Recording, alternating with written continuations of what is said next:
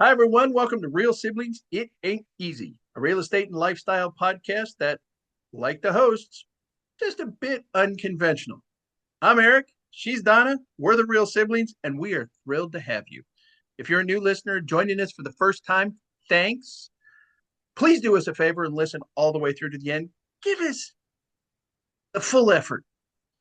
We're confident that you'll like what you hear and decide to join our growing community. To our regular listeners, thanks once again for joining us in this new year in the new season, 2026, season 5.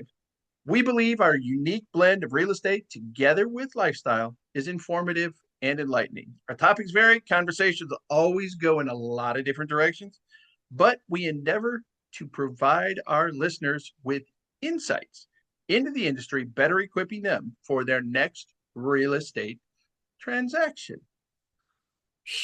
I'm tired already, brother. Oh, come on.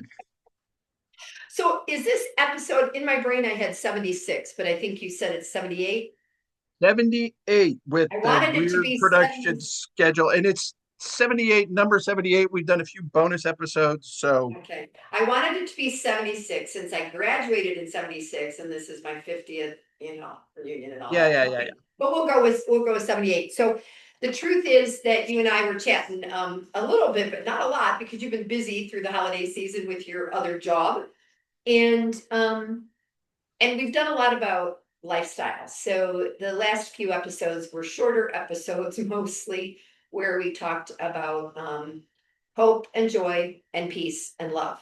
And kind of reminisced a little bit, talked about how it affected our lives, didn't affect our lives, and how it relates to our everyday work and things like that.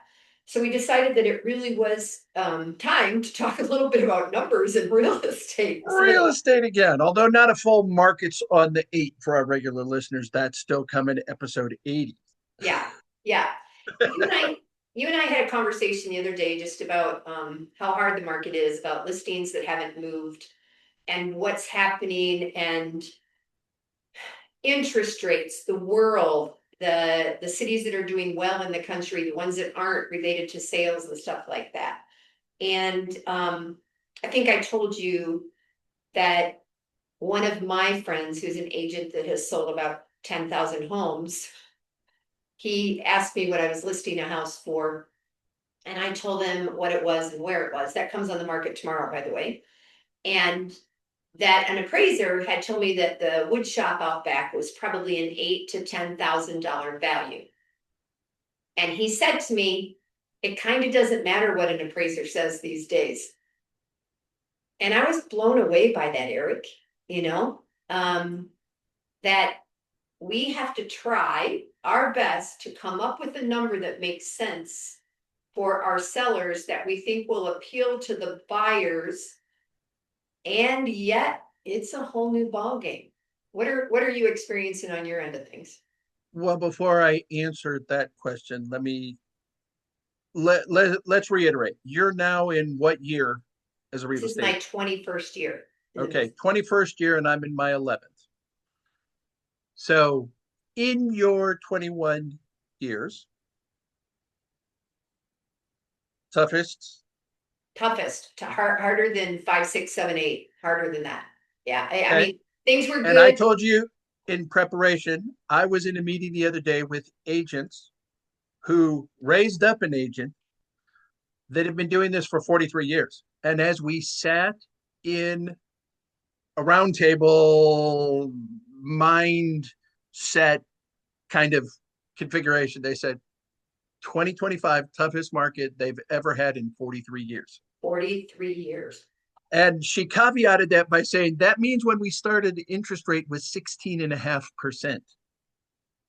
So that's, I think Illinois paid 14% when we bought our first one. How many years? That would have been about that long ago, right? Right. And my first house here in San Antonio, 1992, was 13, 14%. And didn't even think about it. I needed a house. You borrowed money, it was 14%, which was Tax 10% less deductible. than what a credit card is, right? Yeah, it wasn't at that point, not only your interest on your home, but credit card debt was tax deductible or credit card interest. So big changes in all of that, so. Yes, so that's impacted us. There's the value of the house. So when we were talking that interest rate, Right. then we went to, but houses were a whole lot less expensive Mm-hmm. and property taxes were far less than what they are now. And I'm in a state where there is no state income tax. So everything that the government derives, or the largest chunk, comes from being a property owner and paying property taxes. That's schools, that's cars, that's everything that goes on in the state. Right. So we have a substantial property tax. But to think that it was nearly negligible in 92 when I bought a house compared to what it is now. Average house, San Antonio, $500 a month, property taxes. Holy moly. Right. Wow. I just shocked you, didn't I? You did. I was like, that's a lot, Eric. And that's still a pretty good rate at $6,000 a year. And I have a house that, does that include you kind of out on the perimeter? So we have San Antonio, you have all the north, south, east, west expansion like we do, and you're a good drive out of the city. and no, does not affect me because different school district, different county, different. It just is. Now, when we go to sell, since the way the county assesses value now Uh-huh. to a property is driven more by the most recent sale, not kind of a legacy, it'll make a big jump. Yeah. There's a part of me, the cynic at my age now, our age, this white hair thing, that I think politicians like talking about property taxes. They keep it an issue so that every single time the legislation is in session in Texas, they can talk about how they're going to increase the homestead exemption and lower the value of property taxes, while the county, on the other hand, is continually raising Hmm. Interesting. it. As I was driving home, when we first thought we were going to start recording, and I was thinking about this, I sometimes think about the buying and selling of homes very similar to going to a grocery store. You can go into a grocery store and you get there on Wednesday morning and the ad ended on Tuesday night. And so what you're buying, the bag of apples that you're buying, you're like, oh, last night that was on sale. Doesn't matter because today it's not, right? Correct. And or from the perspective, because today I heard, now I haven't looked, but I heard that interest rates were at like 5.99 today and maybe 5.75 or something for FHA. So I'm stating that without 100% being positive. But if, like my youngest who bought his house at 7.1, where does it need to go to make it economically logical for him to refinance? If in fact the value of the house hasn't gone up in the last year and a half. Okay. If the value hasn't gone up, so if the value has gone up for him, He would have more equity. he'd have more equity, which means he would get Refinancing would make more refinancing sense. would make more sense. Yes, but it Okay. hasn't. It hasn't. So It, and taking this back around to where you started, you had a very seasoned, experienced agent tell you it really doesn't matter what the appraiser says. yeah, Yet, every single transaction we do that requires financing has an appraiser by one individual person's opinion. who comes in. And when I teach, I talk about the fact, whether I'm teaching at my office or whether I'm teaching at the Realtor Academy and teaching future agents, Yeah, like, you don't mess with the appraiser. It is, I don't want to say white gloves, but you just don't. You cannot potentially in any way risk being perceived as trying to impact the valuation. There's also the side of it where people have bad days.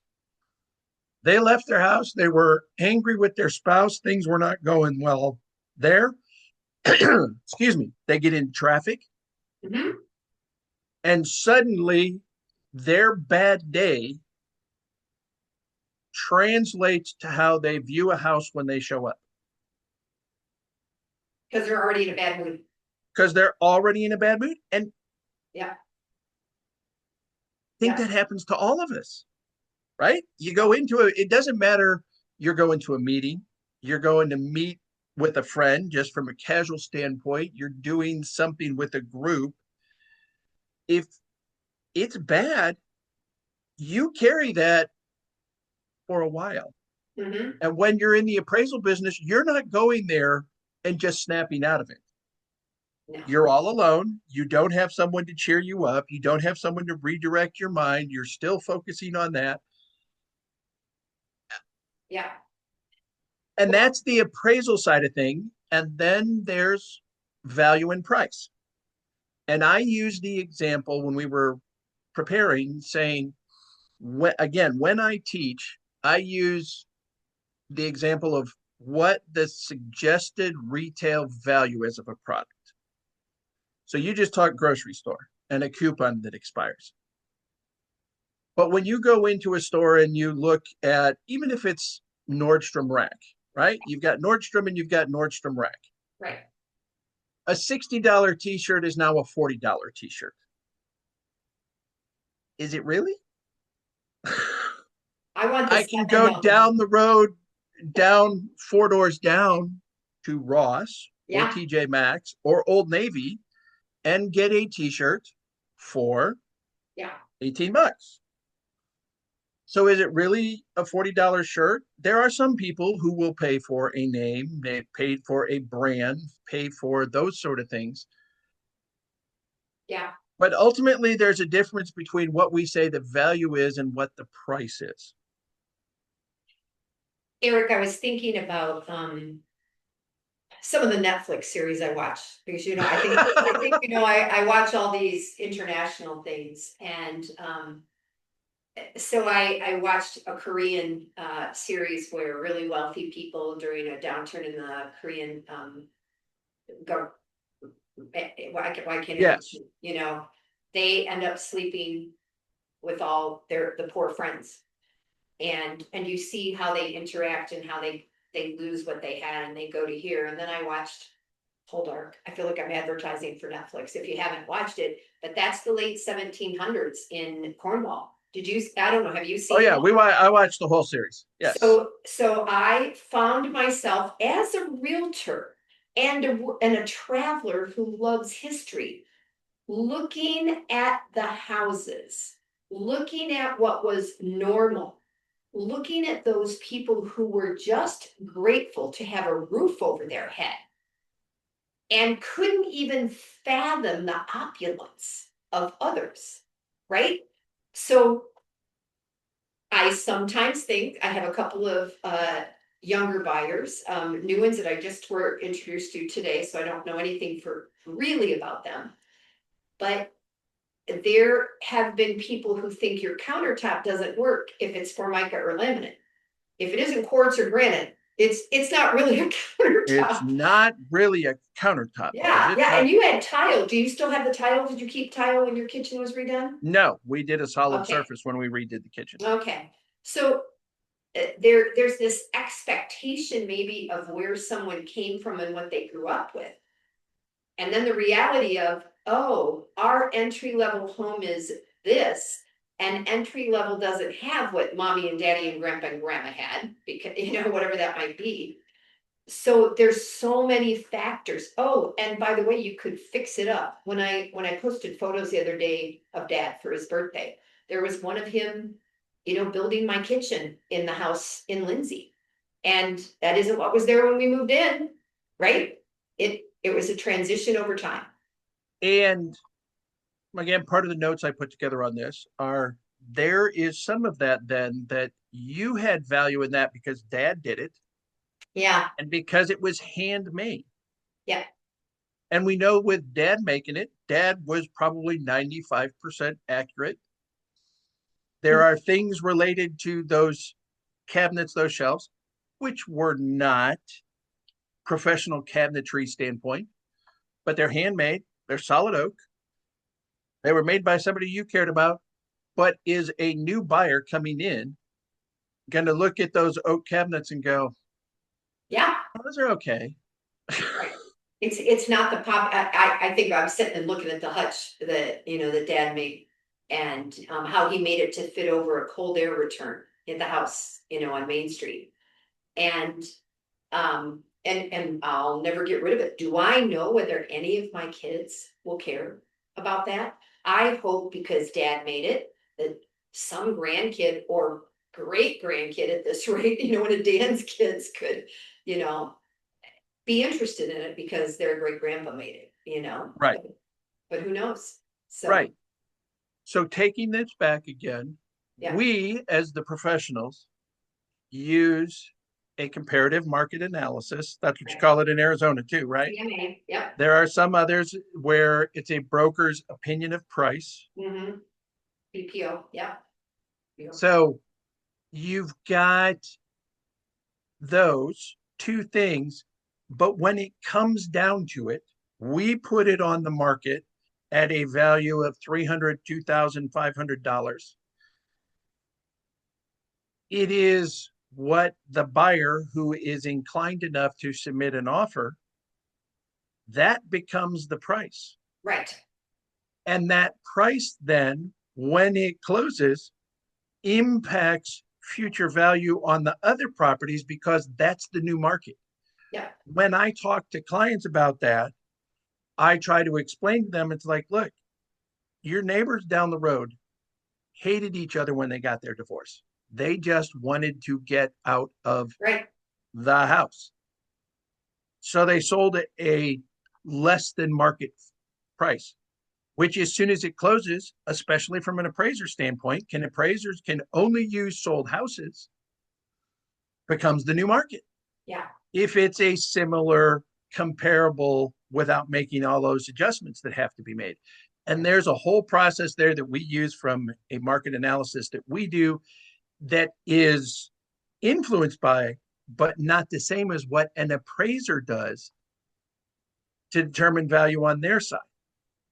We look at some of those things trying to go, your point a few minutes ago, is it granite? Is it quartz? Or is it a countertop? Yeah. A functional countertop is anything you can Set yourself use. Put your coffee pot on, put your toaster on, Yeah. chop and prepare vegetables, Yeah. and put it on the. And we're going, someone is going to be willing to pay more for this because of these things. Yeah. The market we're in right now, not necessarily. They're going, I'm going to get myself a bargain.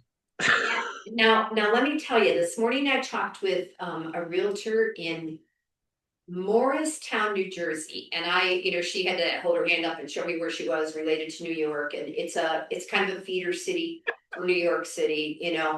Right. And in Not my Newark, but brain, close enough that it's not the southern part of the state that's the like garden. 35 minutes into the city. And when Grant first went there, to New York to college, to me, all I remember was coming across a bridge, paying tolls, being in a city, and New Jersey's small. And I thought, it's all city. Well, it's not. And she was talking about relocating. She's in her fourth house, and now they have 3 acres. I'm like, wow. And In New Jersey?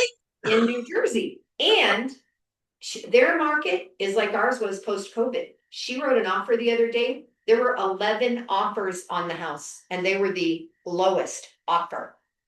And so while we're trying to deal with sellers being realistic because buyers have so many options, back there she's dealing with she's back to where we were like post-COVID, where I was showing 13 offers before we got a house.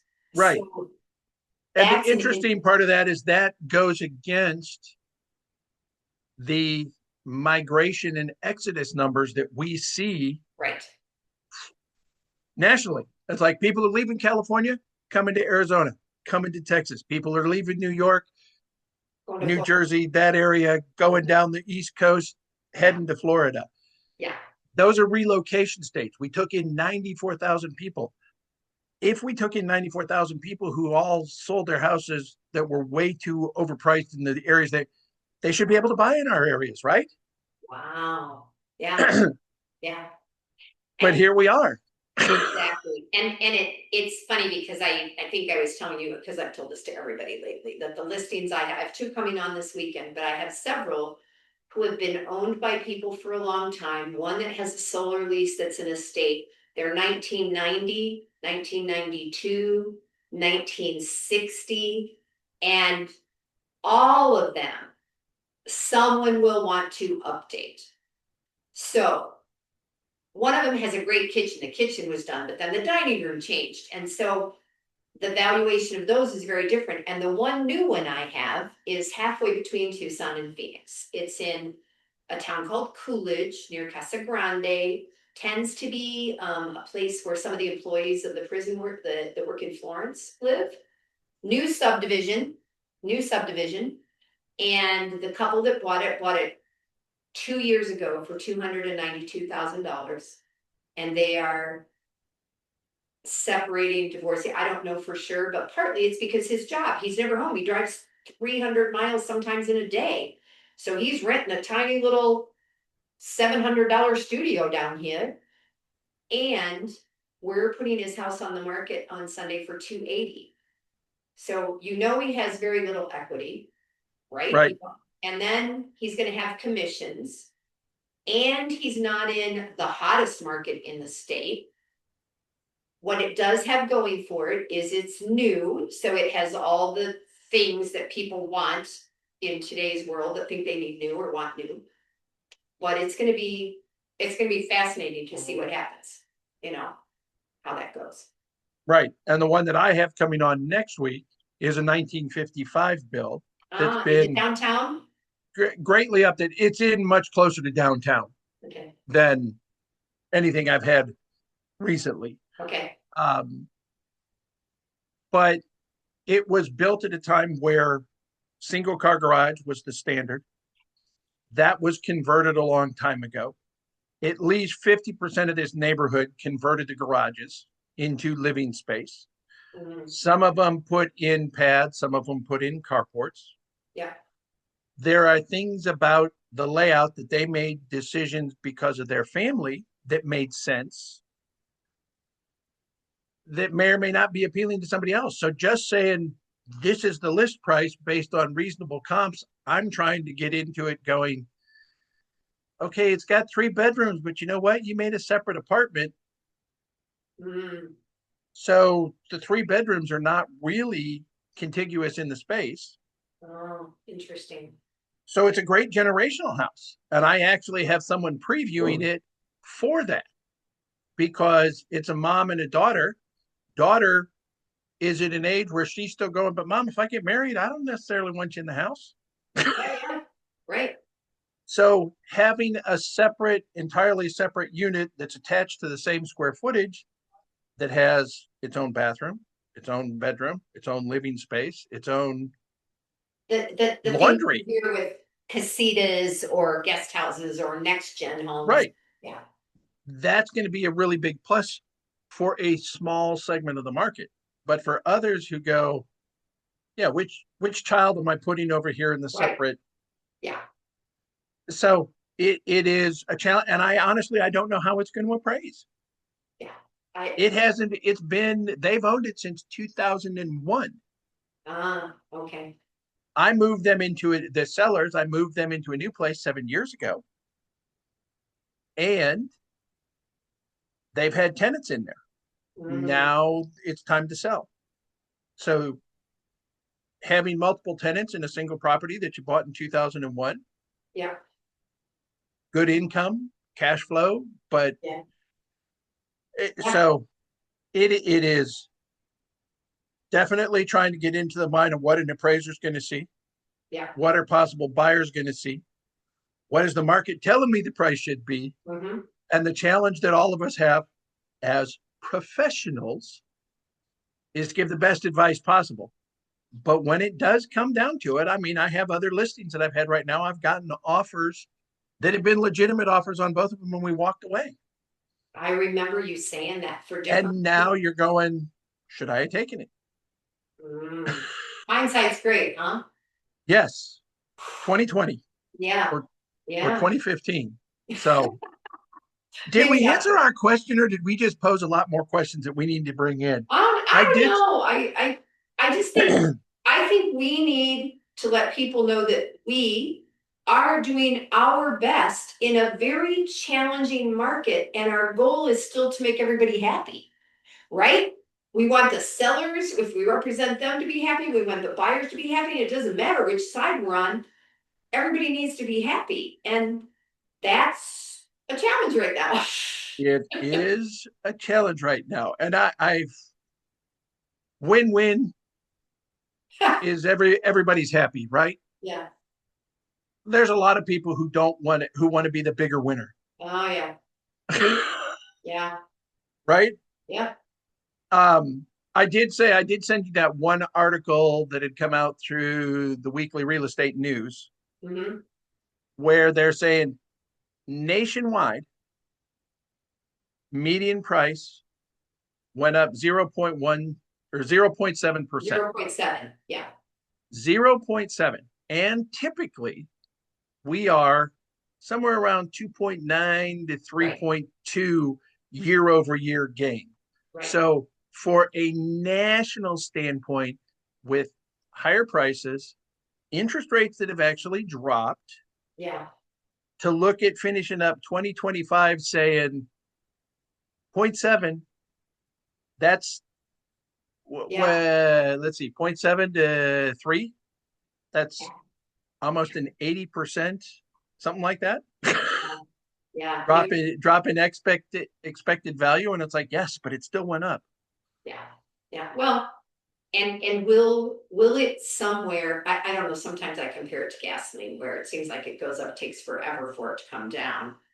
But it's never going to be 99 cents like when I was a kid, and it's never six, it's I was all gonna say 99 cents. Come on, you started driving, it was less than that. yeah, it probably was price station. Yeah, it was cheap. It was cheap. You're right. You're right. It was it was cheap, but it's never going to be that. And now I look at things and everything is relative. So if I go to a different state and that state is less between here and California, I always fill it up right before I cross the border, uh, because of the cost of Yeah, things. So and that's what, when I was in purchasing in the corporate world years ago, you considered that cost avoidance, not cost reduction, because you as an yeah, individual didn't have a direct impact. yeah. And I'm still the guy who watches the 50 gas stations I go by, mark it in my head which one was $2.12. You have some and for we'll $2.12. Oh my God, you're your father's son. Whew. and we'll drive the extra 6 miles to go out of my way I will not. to, and that changes how we negotiate on our houses too. So, Yeah, I'm sure it does. I'm all sure right, look, it's funny. that's it for this one from my standpoint. And I Yeah. do think we owe it to listeners to try to get an appraiser in, your side, my side, Oh, just to get an appraiser's input from a guest standpoint so that they can understand a little bit, not just you and I as agents. What does the appraiser do? my guy retired December 31st. And his house is really close to me. And I'm like, John, am I still going to be able to call you and ask you questions? He said, And he's no, I'm retired. not with a legitimate answer, but he's the one that I called about that. He knows the land because it's so close. It's only 10 minutes from my house to be able to tell me this is what he thinks it would appraise for. All Okay. right. And just before you close, Yeah. my picture behind me is the amazing juniper ash juniper, mountain cedar, commonly referred to, exploding. Apologize for my voice. Apologize for the sniffing and the rubbing. It's the pollen in the air. However, it is January 9th. January 9th of 2025. I was laying in a hospital bed getting ready to be transferred to Yeah, a primary hospital where I would have infectious disease, cardiology, and pulmonology all able to monitor me at one time. So, shout out. I'm doing much better this year. I'm here. I'm kicking. I ain't in the hospital. that's a good thing. I always worry about you between being around all the kids when you're doing Santa Claus. You're busy, you're not sleeping, you're hot and sweaty in that suit, you're around a bunch of germs, and you're allergic to things happening in your All them things. all that stuff. I'm in my living room, so I'm not You're in having your living room. I'm right in the. now. So thank you all for joining us. And as my brother said, sticking with us all the way to the end. We'll see. We don't ever know if you do that to be honest. We appreciate it and we don't take it lightly though that you do that with us. We hope that today you learned a little bit about what's happening in the markets and might take a good hard look at where you live and see what's happening in your area and know that you may not be able to compare it to what's happening in somebody else's neighborhood because it isn't necessarily all the same. As a reminder, we are both realtors with Keller Williams. I am in Tucson, Arizona, and Eric's in San Antonio, Texas, and in the Hill Country, which when we talk about where he's at, thus that exploding cedar, right? Um, we're happy to help you if you are interested in anything in or around our area. I do Tucson and Southern Arizona. And if not, we do have extensive networks all over the country and some in other places in the world. And we can help you find a realtor who might be able to aid you in your first purchase, your last purchase, your sale, whatever it might be. Right. Do you go all the way down to Tubuck? I have not sold in Tubac. I go there. Oh, on my phone. I go there to I go to the art stuff, but I haven't sold down there. That's a good hike for me. And I don't know it well. Anyway, it may be simple, but we already have told you it's not always easy. And so until next time, I'm Donna. And I'm Eric. And we are Real siblings. Thanks for listening, y'all.